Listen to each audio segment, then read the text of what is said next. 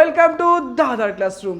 ষষ্ঠ শ্রেণী অর্থাৎ ক্লাস 6 তোমাদের প্রথম ইউনিট টেস্টে অঙ্ক বইয়ের যে প্রশ্নগুলো পরীক্ষার জন্য সব থেকে বেশি ইম্পর্টেন্ট তারই আমরা সুন্দর একটা সাজেশন নিয়ে আলোচনা করব। ওকে, তার মানে হলো তোমাদের অঙ্ক বইতে তো প্রচুর পরিমাণে অঙ্ক রয়েছে, যে অঙ্কগুলো পরীক্ষাতে মোস্ট ইম্পর্টেন্ট, যেগুলো আসার সম্ভাবনা সব থেকে বেশি, সেগুলো কিন্তু আমরা এখানে দাগিয়ে নেব। আর এই অঙ্কগুলো তোমরা কিন্তু রেগুলার বাড়িতে প্র্যাকটিস করবে। কেন প্র্যাকটিস করবে? কারণ এর থেকে অনেক কমন আসবে। ওকে, আর সুন্দর একটা পরীক্ষা দিতে হবে। কেন ভালো পরীক্ষা দেবো? ভালো পরীক্ষা দেওয়ার টার্গেট একটাই, একটা ভালো রেজাল্ট করতে হবে। ভালো রেজাল্ট করলে তবেই না একটা বেটার রেজাল্ট হবে, একটা ভালো রোল নাম্বার আগাবে বা ভালো একটা নাম্বার পাবো। তো ভালো নাম্বার পাওয়ার জন্য আমি তোমাদের জন্য একটা সুন্দর অঙ্কের সাজেশন তৈরি করেছি। আমি বিগত 5 বছর বা 6 বছর ধরে কিন্তু অঙ্কের সাজেশন দিচ্ছি এবং প্রচুর পরিমাণে টপার কিন্তু আমার সাজেশন ফলো করে। আর পশ্চিমবাংলার প্রচুর টপার রয়েছে দাদার ক্লাসরুমের সাজেশন কিন্তু ফলো করে। তাই তুমিও যদি ফার্স্ট টাইম হয়ে থাকো তাহলে কিন্তু এই সাজেশনগুলো ফলো করবে আর মন দিয়ে পড়বে। টার্গেট আমাদের একটাই, সব থেকে বেস্ট অঙ্ক পরীক্ষা দেওয়া চাই। প্রত্যেকটা সাবজেক্টের আমি সাজেশন নিয়ে আসবো, সেগুলো পড়বে, অর্থাৎ মোস্ট ইম্পর্টেন্ট প্রশ্ন। ওকে, ওগুলা পড়বে আর একটা ভালো রেজাল্ট করবে। ওকে, তাহলে প্রথমতই ক্লাস 6 তোমরা অঙ্ক বই বের করো। দেখো অঙ্ক বইয়ের কোন প্রশ্নগুলো তোমাদের মোস্ট ইম্পর্টেন্ট, সেগুলো দাগিয়ে নাও আর বাড়িতে মন দিয়ে প্র্যাকটিস করো। ওকে, তাহলে শুরু করছি। তোমাদের অঙ্ক বইয়ের একদম প্রথম দিকে দেখো সূচিপত্র লেখা রয়েছে। প্রথম পরীক্ষায় তোমাদের কোনো কোনো স্কুলে 1 থেকে 6 নাম্বার চ্যাপ্টার পর্যন্ত থাকবে, আবার কোনো কোনো স্কুলে কিন্তু 1 থেকে 7 নাম্বার চ্যাপ্টার পর্যন্ত থাকবে। তো তোমাদের সুবিধার জন্য আমি 1 থেকে 7 নাম্বার চ্যাপ্টার পর্যন্ত যত মোস্ট ইম্পর্ট্যান্ট প্রশ্ন রয়েছে সবগুলোরই কিন্তু সাজেশন দেবো। এবার পেজ নাম্বার 4 বের করো। দেখো কোষে দেখি 1.1, কোষে দেখি 1.1-এর মোস্ট ইম্পর্ট্যান্ট প্রশ্ন। 2-এর A number, B number, C number এগুলো কিন্তু বেশি করে প্র্যাকটিস করবে। হ্যাঁ, তারপরে ই নাম্বার, এফ নাম্বার এবং এইচ নাম্বার সব অঙ্ক করো, কিন্তু এগুলো কিন্তু পরীক্ষার জন্য মোস্ট ইম্পর্টেন্ট। এরপরে 3-এর রয়েছে বি নাম্বার, এটা স্টার করে রাখো, এগুলো বেশি করে প্র্যাকটিস করতে হবে। এরপরে 16 নম্বর পৃষ্ঠা বের করো। দেখো 16 নম্বর পৃষ্ঠা, কোষে দেখি 1.2, এখানকার মোস্ট ইম্পর্টেন্ট প্রশ্ন। 2-এর এ নাম্বার, তারপরে দেখো 3-এর রয়েছে এই যে প্রশ্নটা 3-এর এ বি, এটা প্র্যাকটিস করবে। 4 নাম্বারটা মোস্ট ইম্পর্টেন্ট স্টার করো। এরপরে চলে আসছে 17 নম্বর পৃষ্ঠা, এখানকার দেখো 9 নাম্বার অঙ্কটা স্টার করবে।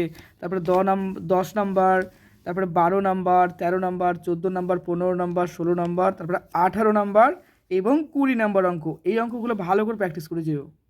এবার 25 পেজ বের করো, 25 পেজ। দেখো এখানকার কোষে দেখি 1.3-র মোস্ট ইম্পর্টেন্ট প্রশ্ন। 2-এর এ নাম্বারটা রয়েছে, 2-এর সি নাম্বার, 2-এর ই নাম্বার, তারপরে এফ নাম্বার, বি নাম্বার এবং 3-এর এই অঙ্কগুলো একটু প্র্যাকটিস করে রেখো। হ্যাঁ, এবার আসছে 4-এর যে প্রশ্নটা রয়েছে। এই ধরনের প্রশ্ন কিন্তু অনেক সময় পরীক্ষায় দেয়, প্রকৃত ভগ্নাংশ কী, অপ্রকৃত ভগ্নাংশ কী, মিশ্র ভগ্নাংশ কী। তো এই ধরনের কিন্তু আমাদের প্র্যাকটিস করে যেতে হবে। পেজ নাম্বার 26 বের করো। দেখো 26 পেজের একেবারে উপরের দিকে 5-এর যে অঙ্কগুলো রয়েছে তার মধ্যে ডি নাম্বার এবং ই নাম্বার ইম্পর্টেন্ট। এরপর আসছে 6-এর অঙ্ক, 6-এর সবগুলো করে যাবে, এখানে লঘিষ্ঠ আকারে কিন্তু প্রকাশ করতে পারে। নিয়ম জানলে কিন্তু আমরা সবগুলো কেন এরকম 1000টা অঙ্ক দিলেও করতে পারবো, তার জন্য নিয়ম বা প্যাটার্নটা কিন্তু আমাদের ভালো করে জানতে হবে। 7-এর এই অঙ্কগুলো, 8-এর মধ্যে যেগুলো ইম্পর্টেন্ট সি, ডি এবং জি নাম্বার। এরপর আসছে 9 নাম্বার প্রশ্ন। দেখো 9-এর B number, C number, D number এবং ই নাম্বার এগুলো কিন্তু মোস্ট ইম্পর্টেন্ট। এরপরে 34 অর্থাৎ 34 পেজ বের করবে। 34 পেজের একেবারে উপরের দিকে দেখো লেখা আছে কোষে দেখি 1.4।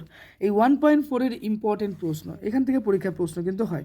3-এর বিশেষ করে ডি নাম্বার, ই নাম্বার, তারপর দেখো 4-এর রয়েছে বি নাম্বার, সি নাম্বার এবং ই নাম্বার। এবার 5-এর যে প্রশ্নগুলো আছে দেখো ঊর্ধ্বক্রমে সাজাতে হবে, অর্থাৎ ছোট থেকে বড়, এগুলো কিন্তু প্র্যাকটিস করে যেও। আর তার পাশাপাশি কিন্তু 6-এর এই যে অঙ্কগুলো দেখো বড় থেকে ছোট ক্রমে সাজাতে হবে। একটা হচ্ছে ঊর্ধ্বক্রম, একটা হচ্ছে অধক্রম, খুব দেয় কিন্তু পরীক্ষায়, প্র্যাকটিস করবে। এবার 7-এর প্রশ্নগুলো দেখো দশমিক ভগ্নাংশ, 8-এর স্থানীয় মান সংক্রান্ত প্রশ্ন পরীক্ষায় হয় এবং 8-এর পরে দেখো 7 এবং 8 এই যে দুটো রয়েছে এই দুটো ভালো করে প্র্যাকটিস করে যাও এখান থেকে। এবার আসছি 9-এর প্রশ্নগুলো, ফাঁকা ঘরে আমাদের সংখ্যা বসাতে হবে, এগুলো ইম্পর্টেন্ট এবং খুবই সোজা অঙ্ক। এরপর আসছি 10-এর ক্ষেত্রে, দেখো 10-এর এখানে এই যে ছোটো ছোটো কিছু প্রশ্ন রয়েছে এগুলো প্র্যাকটিস করে নিও।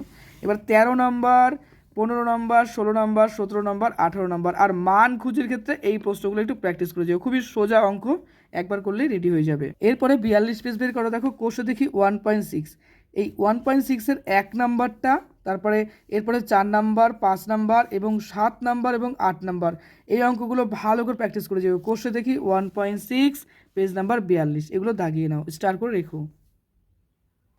পেজ নাম্বার 51 51 বের করো। কোষে দেখি 2, কোষে দেখি 2-এর প্রথমত এই যে 1-এর সবগুলো করে রেখো। 2-এর যে আছে দেখো 2-এর ডি নাম্বার এবং E number, most important, practice করবে। এরপরে আসছে আমরা 4-এর প্রশ্ন, 4-এর এই যে এগুলো ভালো করে প্র্যাকটিস করবে। আর এরপর আসছে 5-এর এই যে প্রশ্ন, তারপরে 6, 7 এবং 8, এই চ্যাপ্টারের সবগুলো কোশ্চেনই কিন্তু আমরা ইম্পর্টেন্টের মধ্যে ফেলবো, কারণ এখান থেকে প্রশ্ন দেয় পরীক্ষায়।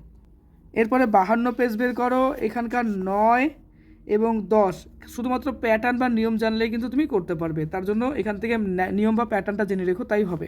সব প্র্যাকটিস না করলেও হবে, কিন্তু এই যে নিয়ম অর্থাৎ মানের ঊর্ধ্বক্রম এবং মানের অধক্রম এই টাইপের প্রশ্ন দেয়, তো এই ধরনের প্যাটার্ন ভালো করে শিখে রাখবে। এরপরে 13 নাম্বার, 14 নাম্বার এবং দেখো লাস্টে আছে 16 এবং 17, ইম্পর্টেন্ট, স্টার করো।